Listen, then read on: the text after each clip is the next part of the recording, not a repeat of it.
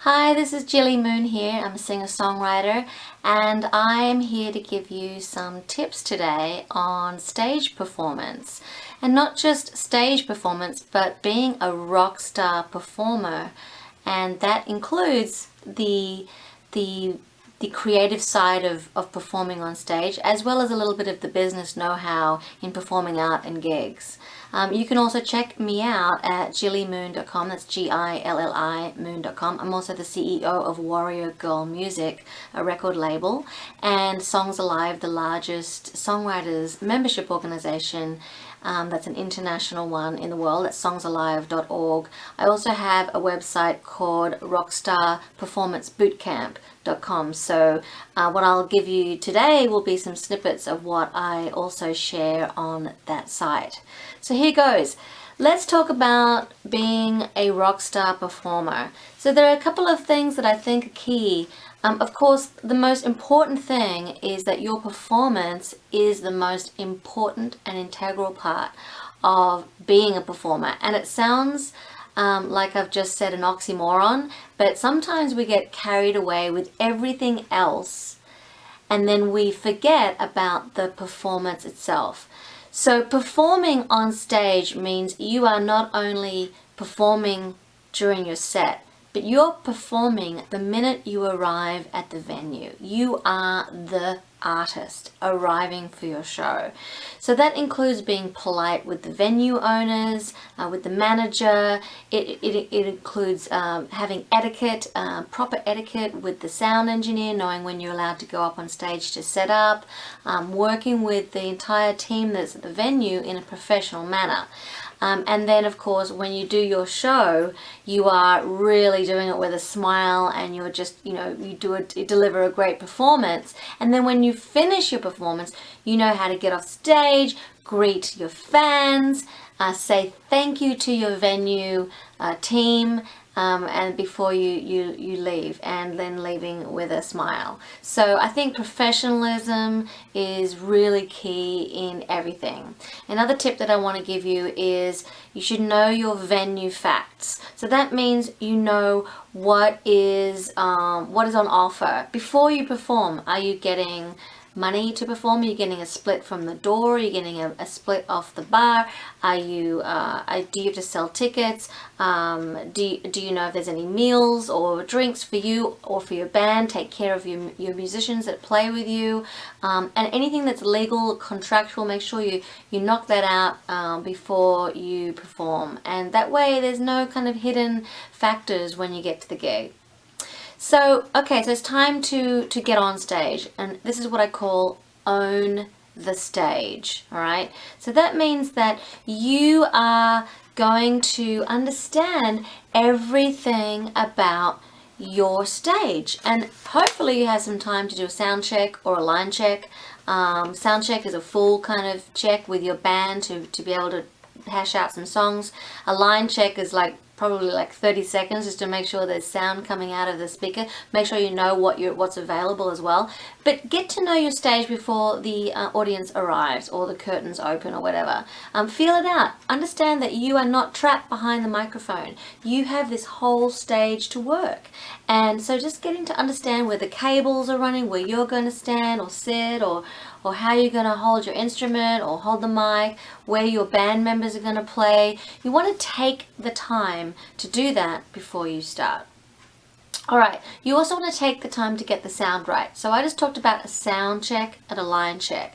Now, if you've got the possibility to do a sound check, then go ahead and, run a couple of songs. I prefer if there's an audience already there. Sometimes you don't have the luxury of a curtain, or, they're not outside waiting. They might be in the bar, so to speak. Try not to give away your songs. Try and do something else, a jam or something, just to get the band sounding right. And then it's really, really just for the sound engineer to make sure that all the balances are correct for you. But take the time to do that. And even if you only get a line check, let's say the time is of the essence at this venue, and he's saying 1 minute and you just got to plug in and go, you're allowed to take a moment don't be like, prima donna about it, but take the moment to just say, no, I can't hear, more volume please. And even during your first song, if you have to get going into your first song before you're fully comfortable, make sure you use your hand signals, up, down, tap the microphone if that's the up or down sound, or if the instrument needs to go up or down. Start to learn to use your sign language, because the sound engineer's job is to look at you at all times. They should be focused on you, or the band leader, at all times to understand that the sound is right. And if it's not right after that first song, make sure you stop, make sure you tell the sound engineer through the microphone, we need to get the levels right. So just take the time to do that. Alright, so another tip that I'd like to give you is about your actual performance on stage. So you want to tell your story or stories as if it is for the first time. It can be really hard if you're doing like show after show, month after month, year after year. Your songs might start to feel old to you.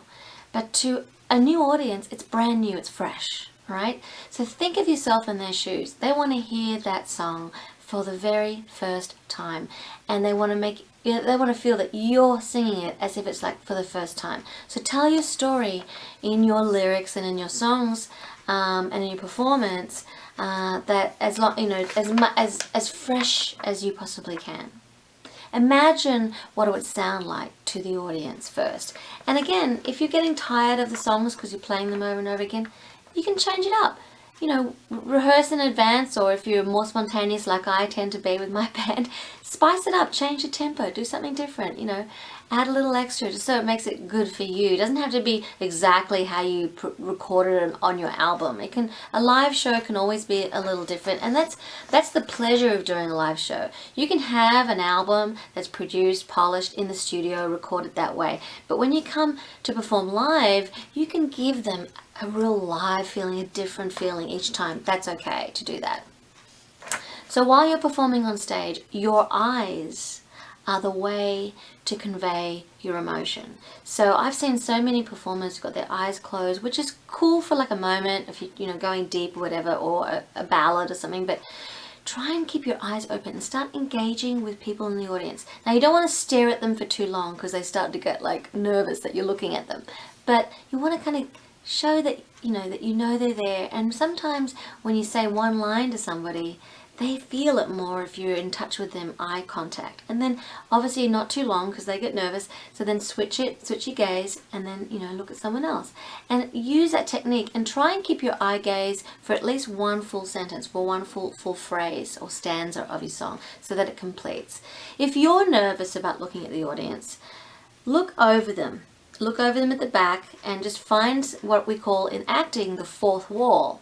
The fourth wall is basically a wall that you create that you are looking at, that's not anyone in the audience, that gives you some focal points. So start thinking before you even do your set, what are maybe 3 focal points that you'll notice and look at during your set, and you can always go back to that. There's that window in the back of the room, there's the sound booth there's the bar over there. Okay, they're my 3 focal points if you don't want to be engaging with the folks in the room, or a little bit of both. But always show how you feel. So if it's like a ballad and you're sad and you're talking about lost love or something, use that emotion.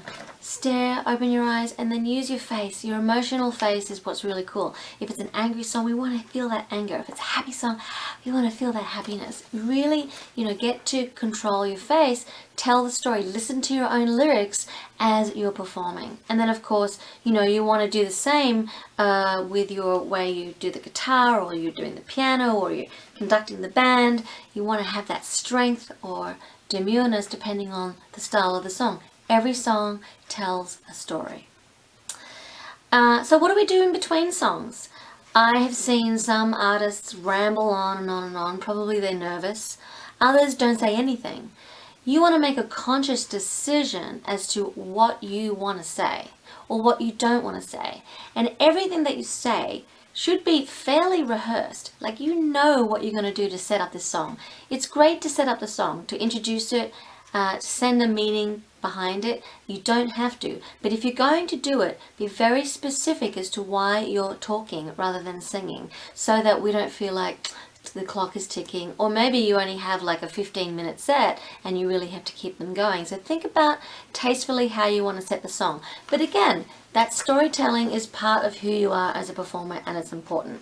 The most important part of talking in a set, in between songs, or at the before your last song, even more so, is to promote yourself. That is the best time to promote yourself. Hi, thank you for listening. My name is Jilly Moon. If you want to come and check out my music, you can go to www.jillymoon.com, or you can find me on iTunes or Amazon, or you can come to me at the back and I've got some albums for sale.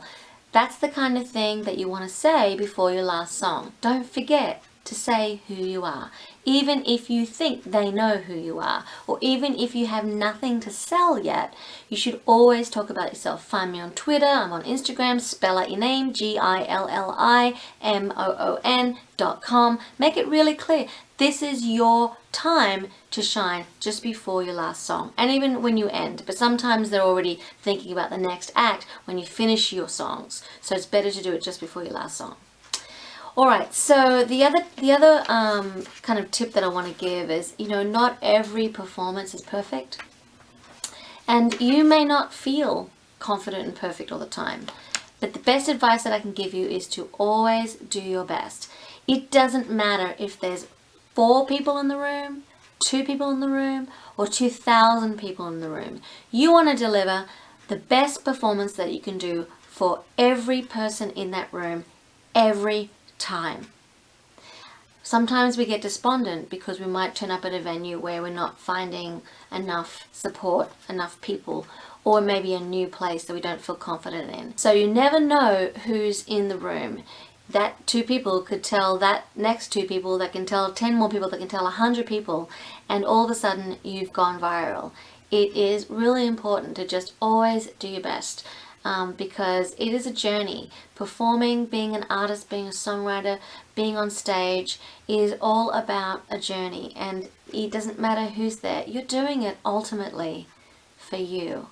So enjoy your performance. Be the consummate artist. And if you want to learn more, check out my website, rockstarperformancebootcamp.com. That's rockstarperformancebootcamp.com. Check out my music at jillymoon.com, or come over to thecreativewarrioracademy.com and find out more about how you can engage, empower, and interact with other artists and with your career, and become that rockstar performer.